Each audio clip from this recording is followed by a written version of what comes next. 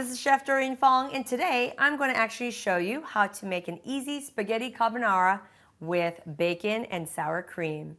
So, spaghetti carbonara, what goes in it? It's typically either bacon or pancetta, and it's actually made with egg and cheese. And a lot of times people might not be so crazy about it because the egg is actually not fully cooked.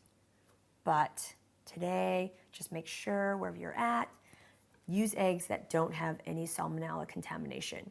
All right, make sure you have your spaghetti noodles already pre-made and ready to go. Just follow the instructions on the packaging. Next, you're gonna go ahead and get a nice saute pan, nice and hot. You're gonna add your onions and your bacon, and you're gonna go ahead and cook that up. And while that's cooking, in a separate small bowl on the side, we're gonna add our eggs, our Parmesan and Romano cheese blend, the sour cream, salt, and pepper, and we're gonna whisk that all up and we're gonna just set that aside.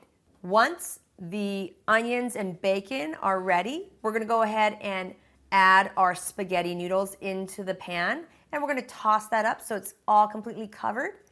After it is completely covered, nice and hot, we're gonna turn off the heat, and we're actually gonna take our cheese and egg sour cream mixture, and we're gonna go ahead and pour it in all over the noodles, and we're just gonna toss that. And remember, it's off the heat, so that's why the eggs are not gonna completely cook. And after you're done, you're just gonna serve that immediately. And of course, some more fresh grated Parm and Romano blend right on top.